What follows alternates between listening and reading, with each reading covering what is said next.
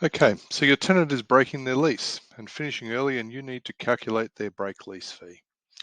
Hi everyone, it's Troy from Trusted Figures here, and this video is part of our overview series that covers our downloadable digital calculators that are available from our website. So to find them, simply go to our website, trustedfigures.com, and you will see a ready link for easy download. So the first thing I would say for the break lease fee is that in New South Wales, break lease fees are instead calculated on simply the multiples of the weekly rent and are not adjusted by the incoming tenancy. And so that simplifies things. So for New South Wales, we'd recommend that you simply use our rental converter calculator if you don't know the weekly rent, and that will help you with that.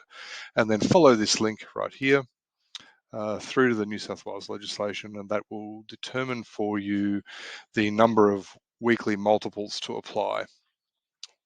Okay, but for the rest of the country, we've got this calculator. And so break lease fees are payable by the vacating tenant depending on the number of days a new inbound tenant has taken up a portion of their lease or coverage of their lease, and the vacating tenant must pay the pro rata amount of the letting fee according to the number of days that the new tenancy has taken up. And so this is best explained with an example. So if we have a vacating tenant whose lease, let's say, finishes on the 1st of June, and luckily enough for that tenant, they have a new tenant coming in who is commencing, let's say, on the 15th of May. That means that that new tenant is covering 18 days between 15th of May and the 1st of June. And so 18 days out of 365 is the proportion or the pro rata amount of the letting fee that the vacating tenant must pay. So in our example, let's say we have a letting fee of $300.